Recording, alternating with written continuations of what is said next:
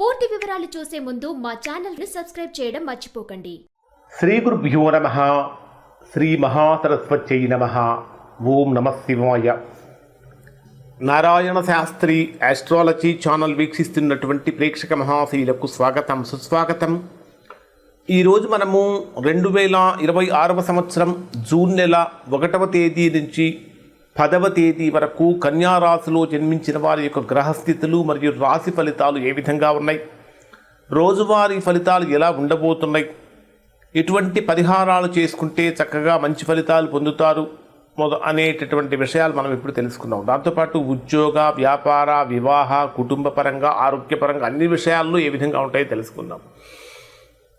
ప్రధానంగా కన్యారాశి వారికి ఈ కాలంలో జరుగుతున్నటువంటి గ్రహస్థితులను కనుక మనం పరిశీలించినట్లయితే వృత్తిపరంగా, ఆర్థికంగా, కుటుంబపరంగా, ఆధ్యాత్మికపరమైనటువంటి రంగాలలో కన్యారాశి వారు కీలకమైనటువంటి మార్పులు పొందబోతున్నారు. కారణం ఏమిటంటే కన్యారాశి రాశ్యాధిపతి అయినటువంటి బుధుడు రాశికి 10వ స్థానంలో శుక్రుడితో కలిసి సంచరిస్తున్నటువంటి కారణం చేత చేసేటటువంటి ఉద్యోగ, వ్యాపార రంగాలలో అద్భుతమైనటువంటి అవకాశాలు వస్తాయి.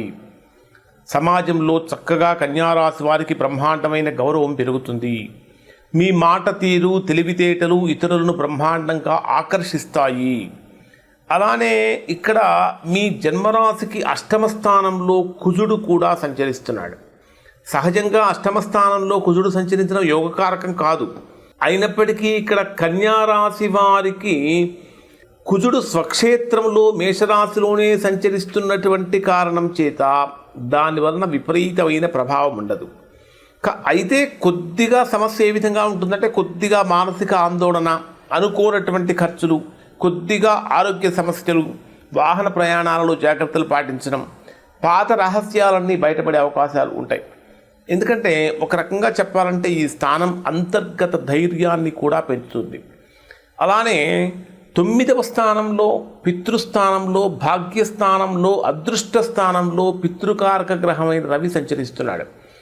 అంటే 9వ స్థానంలో వృషభ రాశిలో సంచరించే రవి ప్రభావం కారణం చేత కన్యారాశి వారి యొక్క అదృష్టం బ్రహ్మాండంగా బలపడుతుంది. దూర ప్రాంత ప్రయాణాలు, విదేశీ అవకాశాలు, ఉన్నత విద్యా విషయాలలో గొప్ప ఫలితాలు కూడా కనిపిస్తాయి. అలానే పెద్దవాళ్ళ యొక్క ఆశీర్వాదం కూడా లభిస్తుంది. నిలిచిపోయినటువంటి పనులలో చక్కగా బ్రహ్మాండమైన కదలికగా వస్తాయి. అన్నిటికంటే గొప్ప విషయం ఏమిటంటే ఇక్కడ కన్యారాశి వారికి 4వ, 7వ స్థానాధిపతి అయినటువంటి గురుడు కర్కాటక రాశిలో ఉచ్చస్థానంలో సంచరిస్తున్నాడు. కన్యారాశి వారికి గురుడు ఉచ్చస్థాన సంచారం ఏ విధంగా ఉంటుందని ప్రత్యేకమైన వీడియో కూడా పెట్టడం జరిగింది. ఆ వీడియో చూడండి. దాంట్లో కొన్ని పరిహారాలు కూడా చెప్పాను.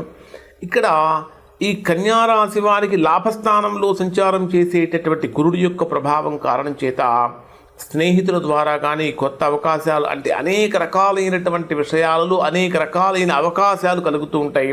పాత బాకీలు తిరిగి వసూలవుతూ ఉంటాయి. సోషల్ మీడియా, వ్యాపార రంగాల్లో అనుకోని లాభాలు కూడా పెరుగుతూ ఉంటాయి. ఇక రాహుకేతు గ్రహాల యొక్క ప్రభావాన్ని కనుక తీసుకుంటే వీటి వలన మీకు పెద్దగా తీవ్రమైన ప్రతికూలతలు లేవు.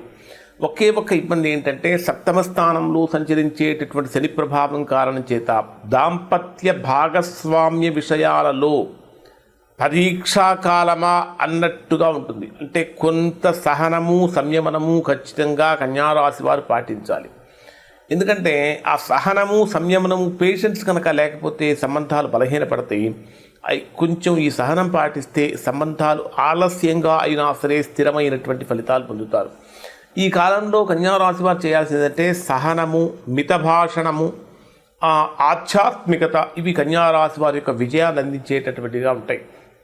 మరి కన్యారాశి వారికి డే వైజ్ రోజువారీ ఫలితాలు ఏ విధంగా ఉంటాయని మనము ఒకసారి రోజువారీ కనుక పరిశీలించినట్టయితే 1వ తేదీ ఉదయం నుంచి 1వ తేదీ రాత్రి 7:16 వరకు ఉండేటటువంటి సమయంలో కన్యారాశి వారికి 3వ స్థానమైనటువంటి వృశ్చిక రాశిలో సంచరించేటటువంటి చంద్రుడి యొక్క ప్రభావం కారణం చేత బ్రహ్మాండమైన కమ్యూనికేషన్ ఉంటుంది. ఇది ఎక్కువగా ప్రయాణాల మీద ఎక్కువ ప్రభావాన్ని చూపిస్తుంది. ఈ సమయంలో చిన్న చిన్న ప్రయాణాలు ఎక్కువగా ఉంటూ ఉంటాయి. సోదరులతో చర్చలు, భావోద్వేగ సంభాషణలు జరిగే అవకాశాలు ఉంటాయి. అలానే చాలామంది ఏమనుకుంటూ ఉంటారంటే కన్యారాశిలో జన్మించిన వారు ఈ సమయంలో నా జీవితంలో ఏదైతే జరుగుతుందో ఇదే ఖచ్చితంగా ఎంత కరెక్ట్గా ఎలా చెప్తున్నారా అని కూడా మీరు అనుకోవచ్చు. అంటే కొన్ని మీరు ఇప్పుడు మీరు తీసుకునే నిర్ణయాలు, మీరు చేసే ఆలోచనలు భవిష్యత్తులో పెద్ద పెద్ద అవకాశాల కారణమవుతాయి. ఖచ్చితంగా ఇక్కడ మీరు సుబ్రహ్మణ్య స్వామిని ప్రార్థన చేయటం చాలా మంచిది. తర్వాత 1వ తేదీ రాత్రి 7:16 నుంచి 4వ తేదీ ఉదయం 7:45 వరకు ఉండేటటువంటి సమయంలో మీకు ఇది గృహపరంగా, ఇంటి పరంగా కనుక తీసుకుంటే సంపూర్ణమైనటువంటి మానసిక ప్రశాంతత లభిస్తుంది. ఇంటి వాతావరణంలో కొంత ఉద్రిక్తత కనిపిస్తుంది, అయినప్పటికీ కూడా సహనం మంచిది. తల్లి ఆరోగ్యం పట్ల కొంచెం జాగ్రత్తలు పాటించండి.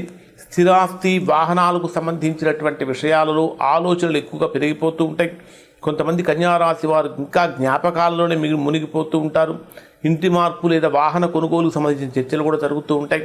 అలానే కన్యారాశిలో ఉన్నటువంటి నిరుద్యోగులుగా ఉన్నటువంటి వారికి ఖచ్చితంగా ఉద్యోగపరమైనటువంటి అవకాశాలు ఇక్కడ మిమ్మల్ని వెతుక్కుంటూ వస్తాయి. గుడ్ న్యూస్ వినే అవకాశం ఇక్కడ కన్యారాశి వారికి కనిపిస్తుంది. బ్రహ్మాండంగా సూపర్ గుడ్ న్యూస్ ఇది. మరి ఇక 4వ తేదీ ఉదయం నుంచి 6వ తేదీ రాత్రి 7:15 వరకు ఉండేటటువంటి సమయంలో మీకు అంటే ఇది బ్రహ్మాండమైనటువంటి లవ్, ఎఫెక్షన్, కేర్ ఇవన్నీ బ్రహ్మాండంగా ఉంటాయి. సంతానపరమైనటువంటి విషయాలు అనుకూలతలు పొందుతూ ఉంటారు. అన్నిటికంటే ముఖ్యంగా విద్యార్థులకు కాన్సన్ట్రేషన్ లెవెల్స్ బాగా పెరుగుతూ ఉంటాయి. ప్రేమ వ్యవహారాలలో శుభ పరిణామాలు కూడా కనిపిస్తూ ఉంటాయి. అలానే సంతానపరంగా ఆనందకరమైనటువంటి వార్తలు కూడా వింటారు అని చెప్పాలి. ఖచ్చితంగా ఇక్కడ మీరు చేయాల్సిన పరిహారం ఏమిటంటే శ్రీకృష్ణుణ్ణి ప్రార్థించండి. కృష్ణ భగవానుడి యొక్క నామస్మరణ అనేక రకాలైనటువంటి సమస్యలను తొలగించి బ్రహ్మాండమైన ఆనందాన్ని కలిగిస్తుంది. 6వ తేదీ రాత్రి 7:15 నుంచి 9వ తేదీ ఉదయం 4 గంటల వరకు ఉండేటటువంటి సమయంలో ఆరోగ్యపరంగా చాలా జాగ్రత్తలు పాటించాలి. పనిలో విపరీతమైన ఒత్తిడి పెరుగుతూ ఉంటుంది.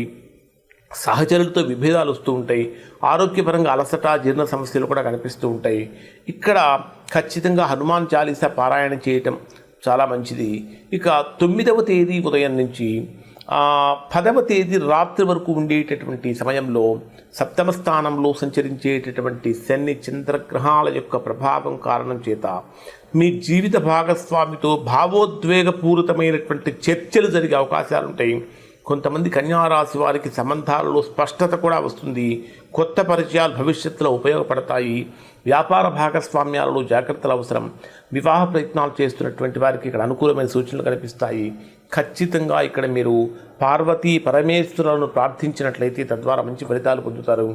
శుక్రవారం రోజున తెలుపు రంగు పూలతో కనుక పూజ చేసినట్లయితే మంచి ఫలితాలు పొందుతారు. ఇవి కన్యారాశి వారి యొక్క ఫలితాలు. ఇప్పుడు చెప్పినటువంటి ఫలితాలు దాదాపుగా కన్యారాశిలో ఉన్న అందరికీ వర్తిస్తాయి. ఎవరికైతే వర్తించడం లేదో, ఇంకా ఎవరైతే తీవ్రమైన ప్రతికూలతలు పొందుతూ ఉన్నారో అటువంటి వారు ఒకసారి మీరు మీ యొక్క వ్యక్తిగత జాతకాన్ని విశ్లేషణ చేయించుకొని దోషం ఎక్కడుందో తెలుసుకొని దోష నివారణ చేయించుకుంటే చక్కగా సత్ఫలితాన్ని పొందుతారు. ఇవి కన్యారాశి వారి ఫలితాలు. శుభం.